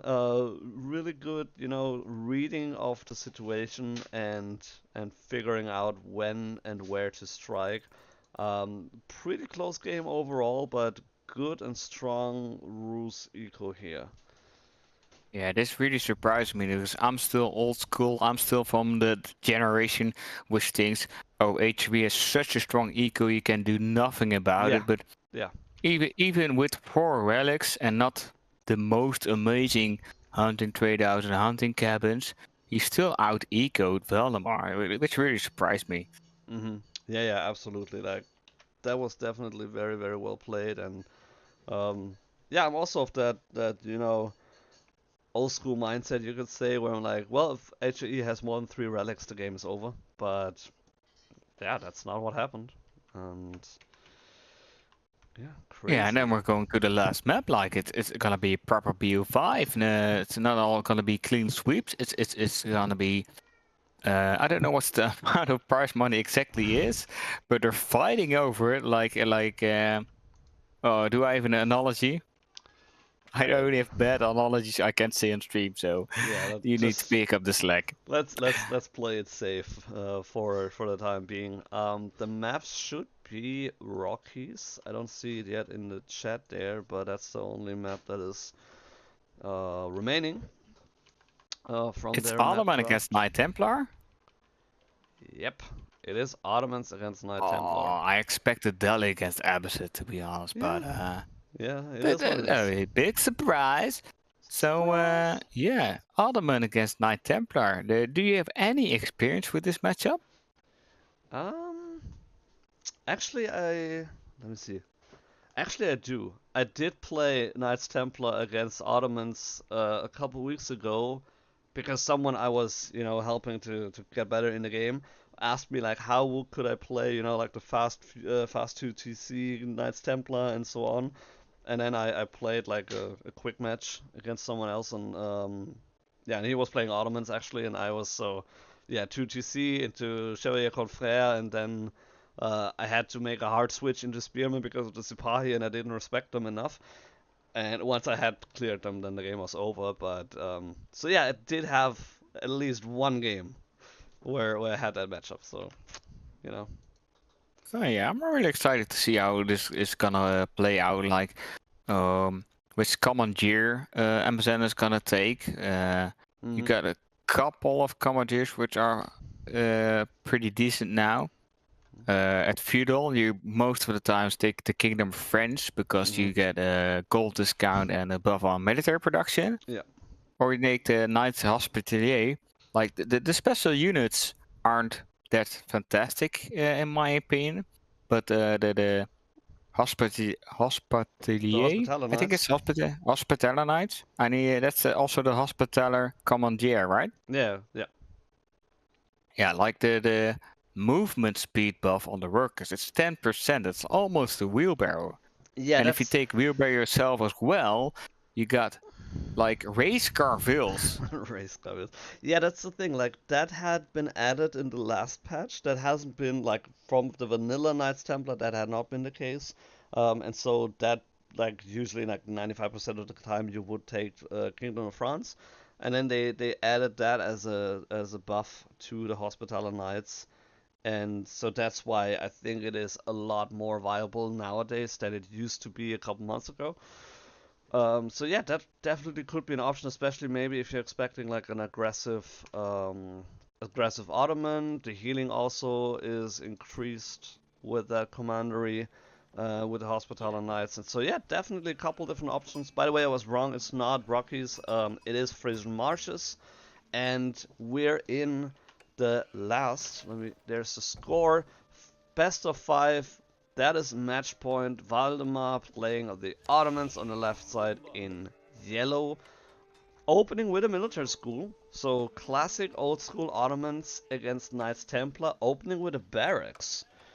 So very interesting. I do wonder right now we don't have anything indicating that he will go on a pond, but I would kind of expect him to, do the classic open a dock on each of the pawns, and yeah, just farm away on those on those fish rather.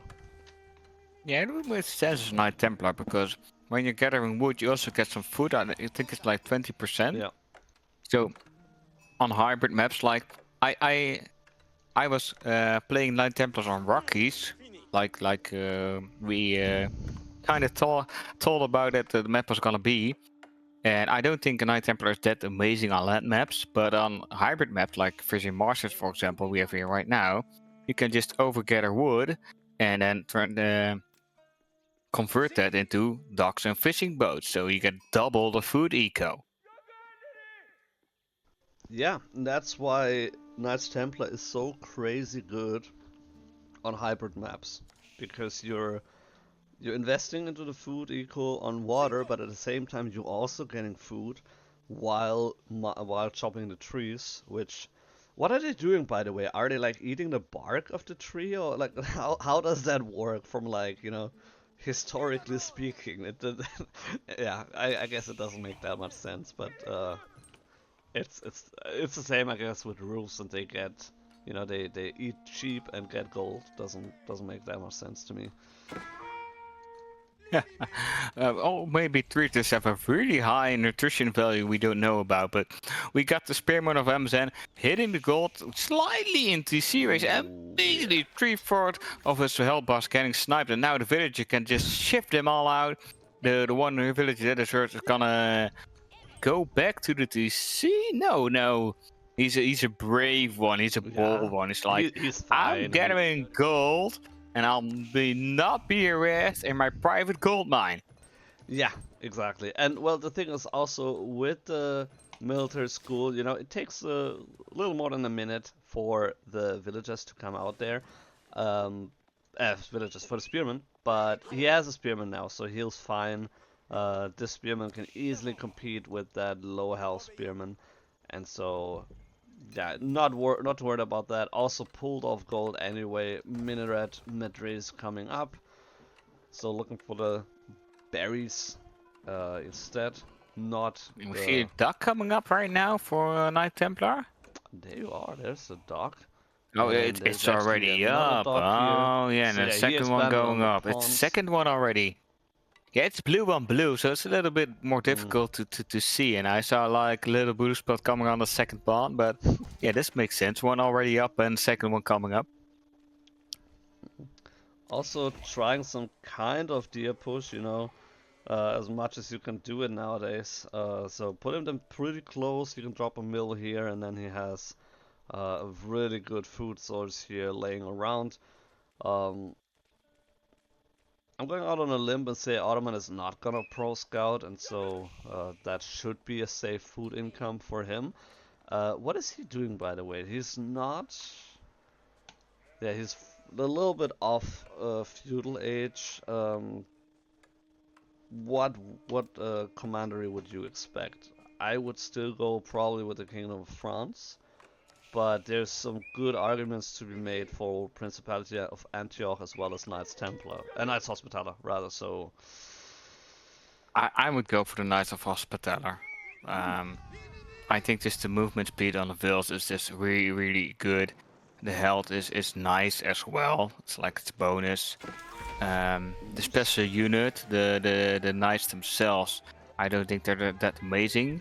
But Msn has chosen differently because he's the top player, and he says, "No, Bart, you play Kingdom of France in this situation." So that's what it's gonna be. yeah, so the thing is like face value, yes, the Chevalier Confrères, they're not doing too much for you, especially not into Spearmen. And against Sipahi, they're not really great, and so like on face value, that's not really the greatest choice. But I think just with, I mean, to be honest, the 5% gold discount alone probably is worth it at some point. Even if you don't use that specific unit. The wheelbarrow, yes, that's nice, but if you're only staying in your base, except for like the pawns here, that's also not really that valuable. And so, yeah, I don't know. We'll see what he is looking for military-wise. Yeah, Valdemar already with a stable out, going into supply, almost his Vizier point coming in. Don't really know what to expect of that, if he's gonna go for the double matter. Like, I don't see going Anatolian Hills on a map with this much food. Yeah. And I don't really see him going into Imams with the fast supply. So probably gonna be the double matter, and what's it gonna be? It is gonna be. Anatolian Hills. What? Yeah, you do got the mining speed, so that you could make an argument for that. You get more gold and stone than the 50% speed. Yeah, okay, I guess so. Um, But yeah, I mean, very interesting. I would have like that definitely would have been the least choice for me. Um, but hey, again, Valdemar, so much better. So I'm not gonna, attempt yeah, to tell him how to play that matchup. So and if you choose an Anatolian Hills, yeah, sometimes it works, yeah, sometimes it don't. yeah. I mean, with the sometimes it works, sometimes it doesn't. Is the thing is this is the last game. So like both players desperately really want to win this, and so it's not like I'm gonna try like something wild. So I'm Yeah, it's not gonna be well, but we see double products coming in. Like this is gonna be the classic full feudal of Ottomans trying to force some damage or force some map control, and then decide what he's gonna follow up with. Msn, recognizing that, gonna go into a lot of army himself, but he already has like 2 or 3 ducks up. Valdemar has his own duck as well, so it's gonna be a contest of like who can burn whose ducks first, and then keep the other one in the base. Yeah, I mean, right now the issue is that Valdemar hasn't even scouted most of those pawns, so we're MSN is going on the 4th pawn right now, and Valdemar only knows about 2 technically of them, like maybe even not even that one. So now he definitely found this one, so he could try and burn that one down. It's going for the fishing bolts first.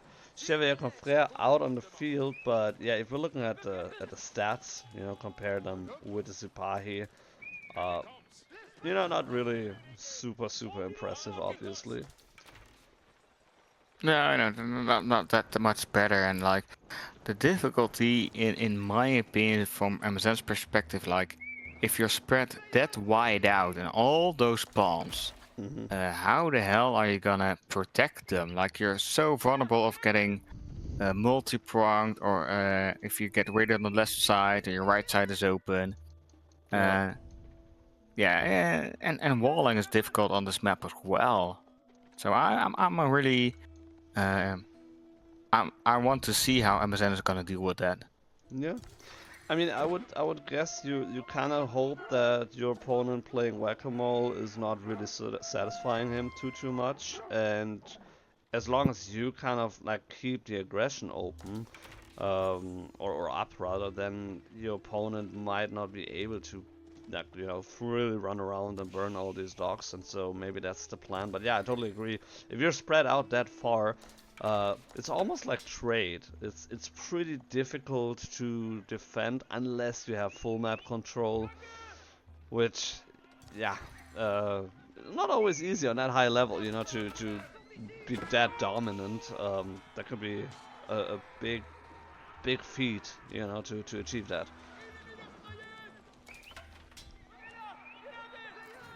Yeah, and this is what Valdemar is doing as well now. Like he's got a big army, he's trying to poke that dog, but you see a lot of army from Msn coming in. So yeah, I don't really know if I can contest that right here, right now. So let me just back off. He's got a matter in the mix as well. That's an Ottoman specialty because it gives buffs to your army. It can give ranged defense, it can give melee armor, but it can also give attack speed. Spearman trying to pick off a couple of those Chevalier Confrères. So Spearman getting sniped out as well. It's gonna be a kite all day game for Valdemar. And Msn slowly but surely losing so many units that he can't contest against Valdemar's army anymore. And this way, now the tempo is swinged and Valdemar's pushing Msn back. Yeah, and that's when I talked earlier about my experience with that matchup. It was like I lost 2 or 3 major fights Demo ship. until I had enough spearmen to deal with the Sipahi, and once I wiggled them down, like, I won the game. Like the opponent tapped out. Demo ship. And so yeah. Demo ooh, ship. Demo ship. Oh. Oof, okay, that's Boom! a lot of damage on the Sipahi, so that is really nice. But that's not gonna be enough unless you have spearmen in the mix, and he only has 2. And Valdemar's micro is incredible, so he was able to snipe a lot of spearmen. Msn had like 10 spearmen, and then he got down to 2 spearmen just because over this kiting, yeah, he lost so many spearmen.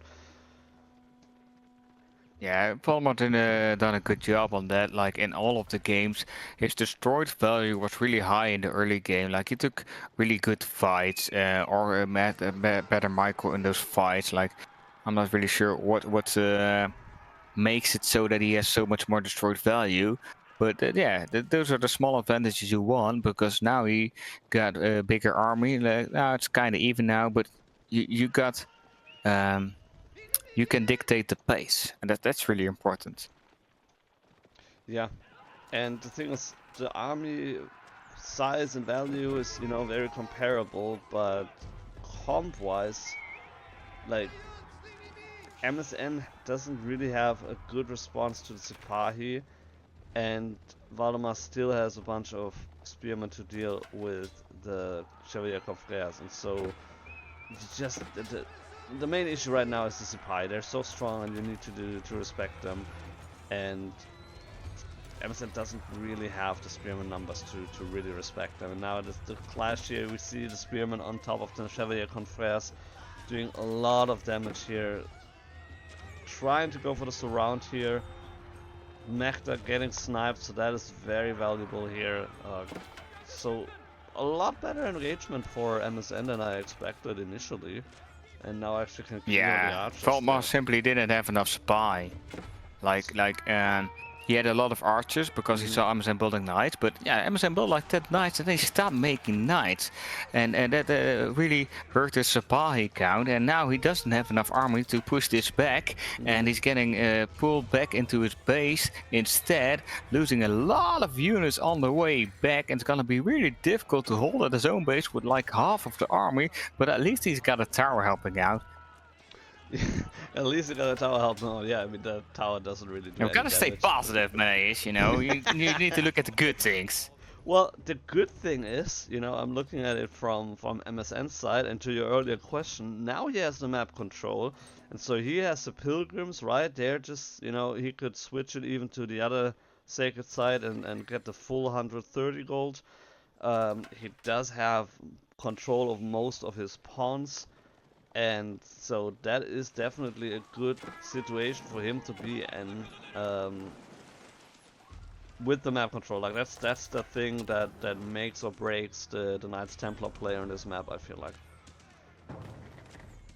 Yeah, as Knight Templar, you gotta love having map control when you got all those docks and fishing boats working for you. You got those pilgrims setting out to the sacred site, gathering gold for you. And like Gully says, I do think Msn needs some armor. Especially ranged armor is really effective against the archer, even though most of the archer count is cleaned already.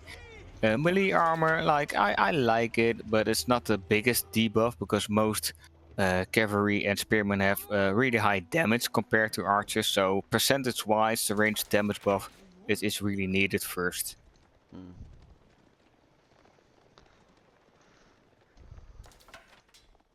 Sipahi raid potentially incoming here. There's a two towers actually being built on the gold, and there's only one spearman on MSN's side, so that is not enough to hold that. So Valdemar is trying to get back into the game by raiding, which definitely is a good choice. But Angevin Empire is already in the making here for MSN, so he's choosing that commandery.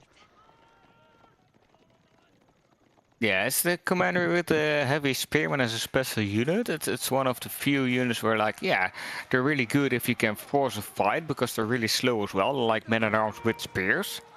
Yeah. So knights don't soft counter them anymore. Instead, they really counter knights very difficult. So he's kind of forcing Valdemar into crossbows, which you don't really want as Ottoman. Like you prefer going to supply Janissary.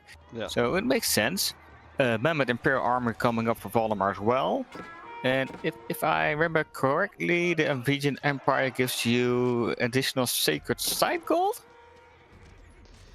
I probably should know this. Yeah, I believe it does. No, wait, actually, no. The Genoese with the Genoese crossbowmen. That commander gives you extra gold with the sacred sites. And the Angevin Empire, I believe that's yeah. I believe it's extra keep HP or some keep and dock. I believe the keeps and the docks I believe have extra HP. Oh yeah. There you go. Fortresses and docks gain 30% health. Yeah. So I yeah, stand it's good corrected. for the docks. That's nice, you know. Like the docks are a lot more, yeah, tanky compared to the Ottoman ones. And then yeah, if you go for the fortresses, they're a lot better as well. So that's kind of nice too.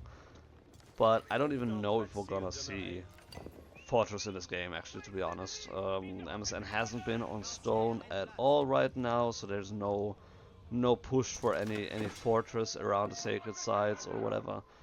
So he Oh, probably we're just tries. gonna. Yeah. Go ahead. Sorry. Yeah, he's just probably trying to end the game before he really needs to have the fortresses down here. Yeah, I would like for MSN go since it's also a final game, so you got some stress and nervosity. Nervosity. Yeah, if you're nervous. Yeah. Affecting your judgment, but I would like for him to get those relics off the map, and during of the taking of those relics, I would put some veils on stone and try to get a keep on that sacred site in the middle of your base and Valdemar's base. It would be a very strong foothold to protect that sacred site. You got an anchor point to fall back to if you ever want to attack Valdemar's base and you're losing the battle. And you get an additional pilgrim, and pilgrims give a lot of gold. It's such a easy way of scaling your economy. Yeah, absolutely. I mean, I really like the pilgrim mechanic. I have to say, because it is passive gold income, kind of, you know, but at the same time it forces you to go out on the map. So it's not like you sit in your base and like Manor style, you know, just boom up. You actually do have to fight for the map control and win critical fights in order to, yeah, establish that pilgrim route. And as we've seen just now, 2 pilgrims here being caught off guard by the Sipahi. Oof, a lot of heavy spearmen here. Yeah, and Valdemar also sniped already 2 monks of Msn.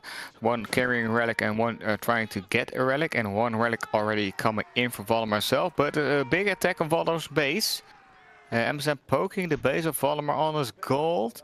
Trying to get some value or some pressure. To prevent Valdemar from keeping raiding. And that's a lot of archers Msn has. Way more than Valdemar's. Yeah, but Yeah, Valdemar does have a mangonel, so with the Mehmed Imperial Armory going for Springles, which, okay, they're gonna be really nice against the Heavy Spearmen, and then potentially also, depending on how the projectile goes, against the Archers. So mangonel Springles here for the Ottomans as well. yeah, like leading with 1 mangonel, this is good damage against the archers, but the Springles, like they get created so fast. Like the production time on the Springles on the Mehmed Imperial Armor is so low. And Yeah. like you said, they can easily also hit the backline, do some decent damage on the archers as well. Just gotta be careful they don't get sniped. Big fight coming in again. Mangonel has to run away. Already have damage. Got some damage from those heavy spearmen. Spears in Valdemar's arm is getting sniped as well. Chivalry Convert trying to wrap around, trying to get to the back line to snipe out that Mangonel because it's 60 yards and a massive hit on those archers. That's a lot of damage coming in from Valdemar, but that Mango is gonna go down. Only 2 hits. Villager wants to repair, but is falling asleep, so he won't repair it. Mangonel is down, and Valdemar losing a lot of army right now. And Msn is on top of his production, so every unit's that's come out immediately gets shot down. Back to the dirt, back to the shadows. It's another one bites the dust situation. That is brutal. I mean, mostly only archers still standing here, so the knights will be really strong. Janissary in the back trying to kite as much as possible. The mangonel only did get 2 shots out, so that's a little bit sad, but at the same time it also did create a lot of like the need to, you know, attention, focus on that. But yeah, camping the production is a surefire way to end the game quickly, and Valdemar has to tap out, which means Msn.dk taking the best of 5 with a 3-2 against his buddy Valdemar. Yeah, really nice games. Like I really love that we went all the way with all the 5 games, and we saw a lot of action, a lot of feudal interaction as well. Some choices and strategy we didn't expect, so surprises with that. I think this was a really good run today, with at least the series that I have casted. So yeah, I hope to see this quality next week again, because what do we have next week? Well, next week is gonna be August the 23rd, and that means we have a first of our 3 King of the Rockies 2025 qualifiers, online qualifiers rather, to make that distinction. So if you want to sign up for our LAN event with a $15,000 prize pool, feel free to still sign up for our qualifiers. We're gonna have the next 2 weekends dedicated to that, 23rd, 24th, and August 30th. Yeah. So if you want to have any information about that, it's all in our Discord, StarGG. There's a tournament page with all the information. We have a handbook out there, which, you know, a handful of people have been working on for weeks. So that is really nice looking, and yeah, I'm really hyped for that as well. It's gonna be a super Yeah, fun and I event. think we're gonna wrap it up with that. We finished our Warchief club. We had an amazing time again, some fun games. Looking at the channels, and I think we should ram Wham, because Wham is one of our direct invites, and he's streaming, and that's pretty rare. Wham streaming, like he's pretty consistent with his YouTube uploads now as well. So we're gonna take you guys up to there. Menees, can you rate us? I can and I will, but before that, I do want to say thank you to everybody who joined us. I hope you enjoyed that. Please join our Discord, and thank you as well, Bart, for being here with me. And with that, we're gonna see you next week.